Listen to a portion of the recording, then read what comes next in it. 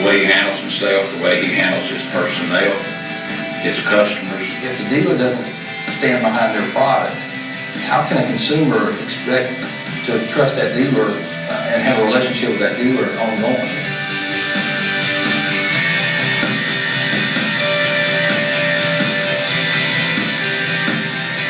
We're not for everybody. Music's a little loud, the dong ceremony is a little over the top, the colors are a little bright. We tend to wear silly hats, high-fiving and dancing around. We have a good time. Some people don't like to buy cars in that atmosphere, and that's okay. We're not for everybody, but there's a lot of love there. And I think you can feel that when you walk in the door.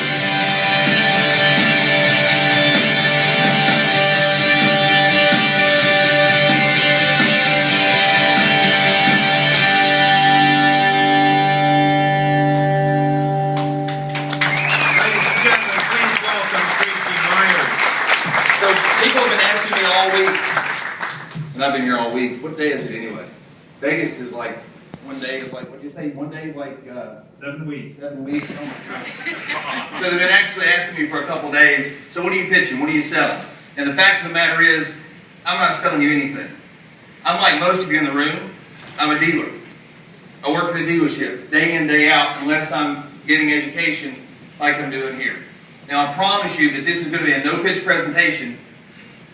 And at the end of the presentation, I'm going to give you some things that you can take home and you can implement in your dealership today. Fair enough? Yeah. All right, this is the morning session, so you got to be a little interactive here, okay? So, first and foremost, at Myers Auto, I know most of you are on Twitter. At Myers Auto is how you can tag me on Twitter. So, let's get going. You know, I was born into a family of entrepreneurs. Successful entrepreneurs. Very successful entrepreneurs. Now, I don't tell you that to stand on a soapbox and to pat myself on the back. I tell you that because it is a blessing now, but I often looked at it as a curse. Because regardless of what I wanted to do, I always thought that my family members thought that I should be a very successful entrepreneur. As a matter of fact, my ancestors, they came here from Germany. 2 brothers on a boat with a hammer. True story. And they started a successful construction business. So I had a lot to live up to, right? From the very beginning, we had successful entrepreneurs in our family. My great-grandfather, he started the very first Frank Myers store more than 83 years ago and ran it successfully for more than 50 years.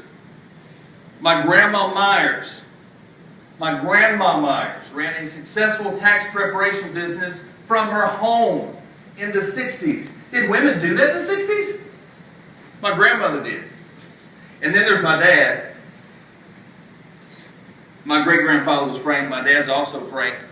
If it was legal and my dad could make money doing it, he did it, is doing it, has done it, you name it.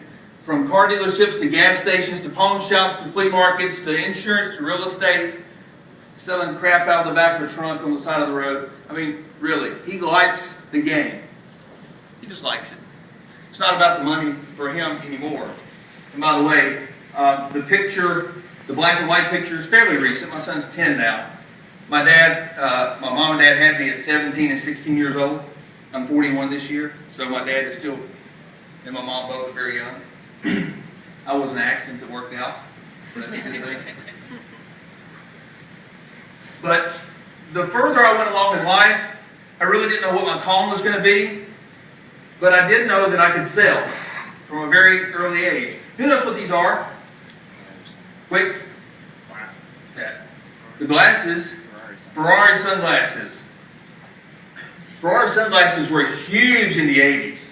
These bad boys were it for about 3 months. Seriously. They would fold up and unfold, and there was a little pack, and you could stick them in your pocket or your shirt pocket.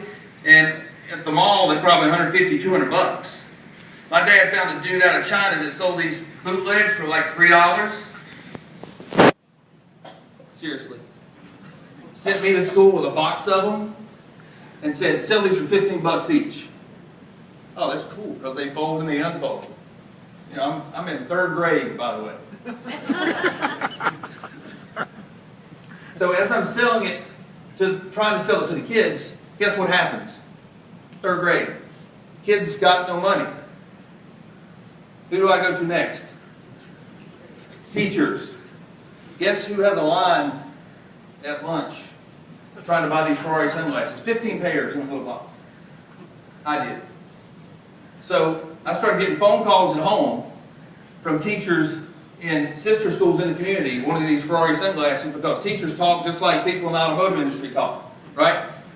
So before I got called to the principal's office and was told that I couldn't sell these glasses on school property anymore, I was doing pretty good with the Ferrari sunglasses, so I knew I could sell.